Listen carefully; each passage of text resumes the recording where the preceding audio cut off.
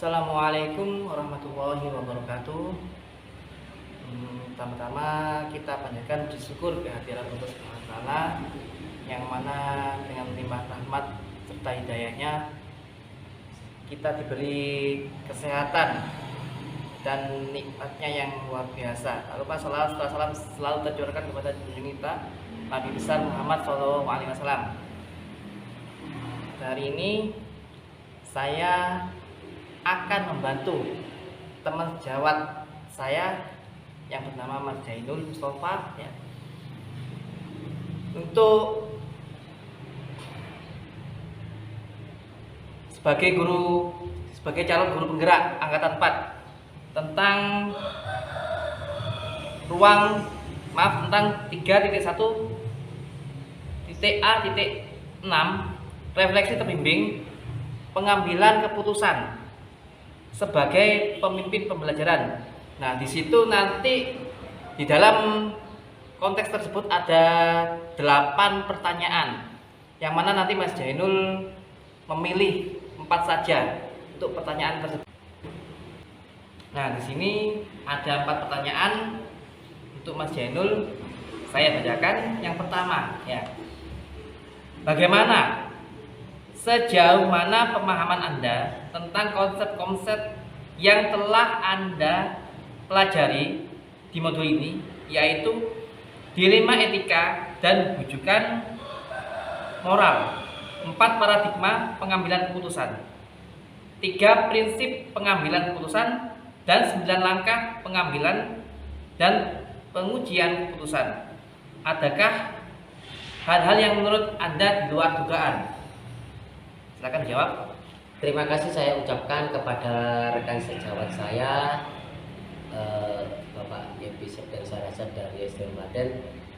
Saya sangat bersyukur karena bisa terbantu untuk mengerjakan tugas ini.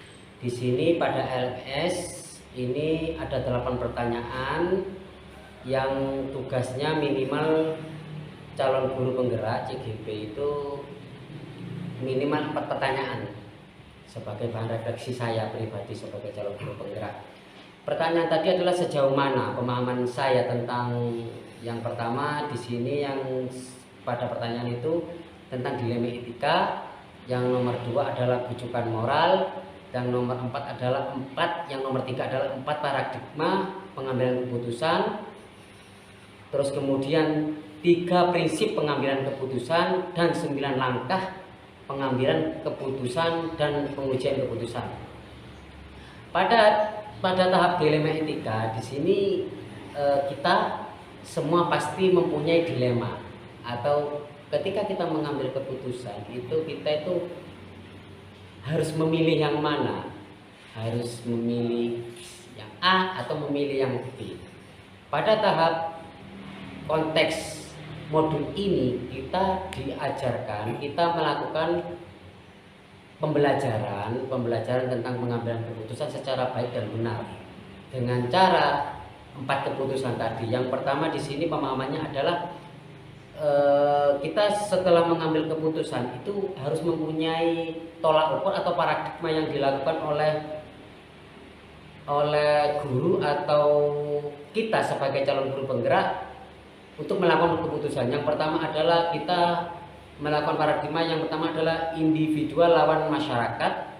Yang nomor 2 adalah kita melakukan paradigma rasa keadilan versus lawan rasa kasihan. Yang nomor 3 adalah kebenaran melawan rasa kesediaan. Yang nomor 4 di sini adalah jangka pendek melawan jangka panjang, short term atau versus long term. Nah, seperti itu. Nah, kemudian pada konteks yang nomor 2 di sini tadi yang ditanyakan pada LMS adalah bujukan moral. Nah, di sini pada bujukan moral kita harus mempunyai prinsip untuk mengambil keputusan. Yang pertama adalah prinsip berbasis hasil akhir. Yang nomor 2 adalah prinsip berbasis peraturan. Yang nomor 3 adalah prinsip berbasis rasa peduli. Nah, care based thinking namanya. Terus kemudian dalam mengambil keputusan kita harus menguji ke 99 semuanya. Nah, jadi sini kita tidak serta-merta mengambil keputusan itu hanya sebatas keinginan kita. Jadi kita harus menggunakan bahan-bahan tadi atau materi-materi yang sudah kita pelajari dalam modul ini. Yang pertama dalam 9 langkah, kita yang pertama adalah melakukan nilai yang saling bertentangan. Yang nomor 2 adalah menentukan siapa yang terlibat dalam pengambilan keputusan tersebut. Yang nomor 3 adalah kita harus mengumpulkan fakta-fakta yang terjadi pada masalah yang kita hadapi. Yang nomor 4 adalah pengujian benar atau salah. Apakah itu benar atau salah? Nah, di sini kita harus melakukan uji. Yang pertama adalah uji legal. Yang nomor 2 adalah uji regulasi. Yang nomor 3 uji intuisi. Yang nomor 4 adalah uji publikasi. Yang nomor 5 adalah uji panutan atau idola. Yang nomor 5 adalah kita melakukan pengujian paradigma benar melawan benar. Pastinya ada yang benar, juga ada yang benar. Nah, selanjutnya adalah nomor 6. Kita melakukan prinsip resolusi. Yang nomor 7 adalah investigasi, opsi trilema. Yang nomor 8 adalah kita harus membuat keputusan. Yang nomor 9 adalah kita harus melihat lagi keputusan tersebut itu apakah sudah melewati semua tahap-tahap yang sudah kita lakukan atau belum. Kemudian kita harus merefleksikan keputusan tersebut agar kita tidak salah mengambil keputusan. Nah, pada tahap ini kita harus melakukan pengujian secara universal seperti itu, Pak. Jawabannya sungguh bermanfaat sekali Mas Zainul ya. Sudah. Yang pertanyaan berikutnya, tuliskan pengalaman Anda dalam menggunakan ketiga materi tersebut dalam proses Anda mengambil keputusan dalam situasi dilema etika yang Anda hadapi selama ini.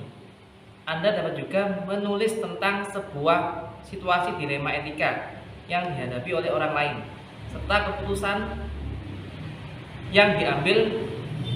Berilah ulasan berdasarkan 3 materi yang telah Anda pelajari di modul ini. Terima kasih atas pertanyaannya yang nomor 2. Saya akan merefleksikan atau menceritakan tentang masalah saya pribadi dalam konteks umum saja.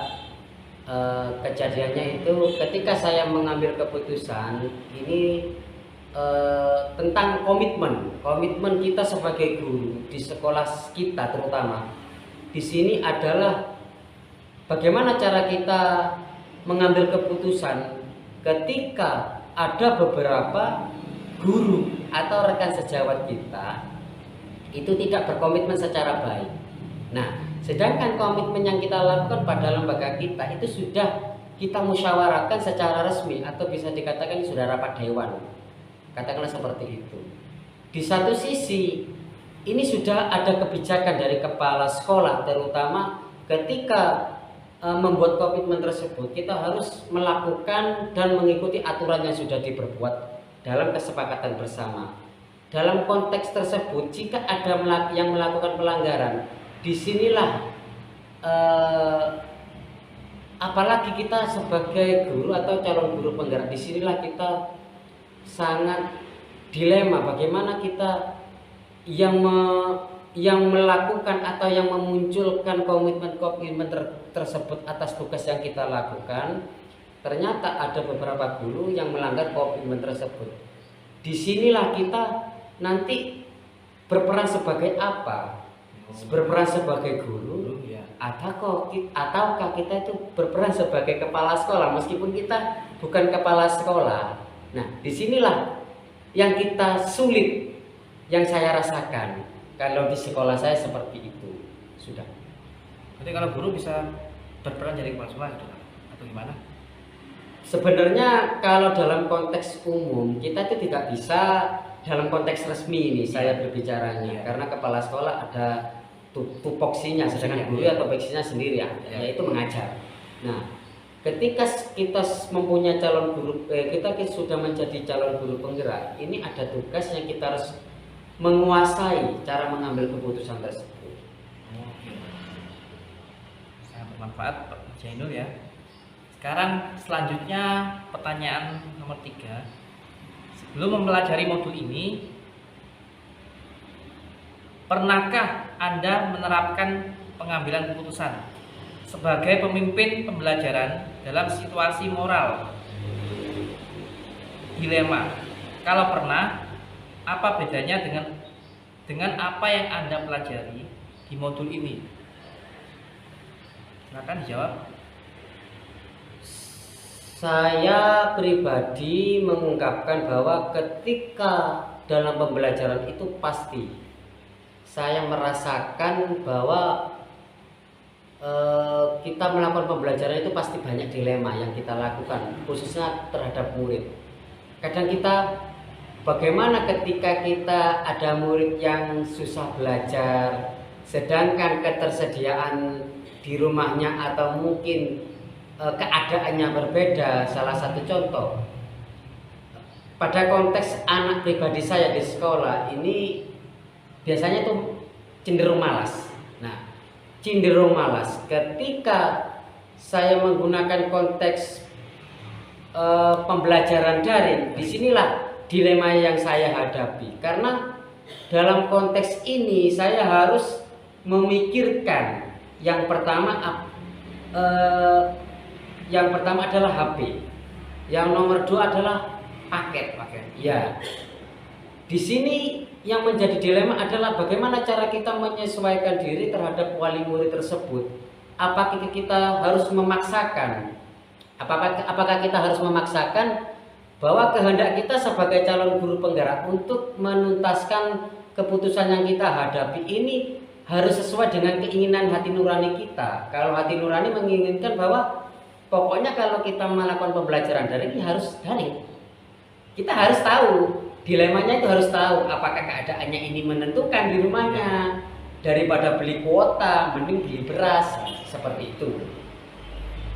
Tapi pembelajarannya melihat dari keadaan dulu Pak gitu ya? Iya, nah kita kadang berbeda kan Pak, situasi dan fakta-fakta yang kita terhadapi di lapangan, karena berbeda setiap sekolah. Oke, selanjutnya yang terakhir nih, nomor 4. Bagaimana dampak mempelajari materi ini buat Anda? Perubahan apa yang terjadi pada cara Anda dalam mengambil keputusan sebelum dan sesudah mengikuti pembelajaran modul ini? Kalau sebelum mempelajari modul ini, saya merasakan saya sering mengambil keputusan itu hanya atas hati nurani saya pribadi, egoisme pribadi. Terus kemudian setelah mempelajari modul ini, ternyata hanya mengambil keputusan saja, kita harus melakukan banyak tahapan. Yang pertama kita harus melakukan 4 paradigma tadi. Yang terus kemudian kita harus melakukan opsi trilema tadi. Terus kemudian setelah opsi trilema, kita harus menguji dulu dengan cara 9 tadi itu. Ini sangat berat. Nah, bedanya setelah mempelajari modul ini, insya Allah saya sedikit paham bahwa mengambil keputusan itu harus kita melihat semua tadi itu yang kita sudah pelajari tadi itu. Dari ilmu-ilmu yang ada di modul ini tetap sangat bermanfaat ketika kita benar-benar di situasi mengambil keputusan dan bisa menyelesaikannya tanpa ada kontras dari kedua belah pihak atau dari individu ke yang banyak atau ke masyarakat. Berarti dari 4 paradigma tadi Pak? Iya, dari 4 paradigma tadi yang paling penting kan seperti itu. Itu yang kita harus fokuskan. Oke, terima sekali ya. Dan cukup pertanyaannya, ada 4 jawaban ya. Nah, untuk sesi hari ini kita tutup dulu. Mohon maaf Mas Jainul kalau ada salah kata ya. Teman-teman sudah cukup sampai sini ya. Lain kali kita sambung lagi untuk calon guru penggerak dari Mas Jainul dari SDN Watu Perapatan 3. Kalau ada salah dan kilafnya saya mohon maaf. Saya Yedi Septian, saya akhiri. Assalamualaikum warahmatullahi wabarakatuh. Waalaikumsalam warahmatullahi wabarakatuh.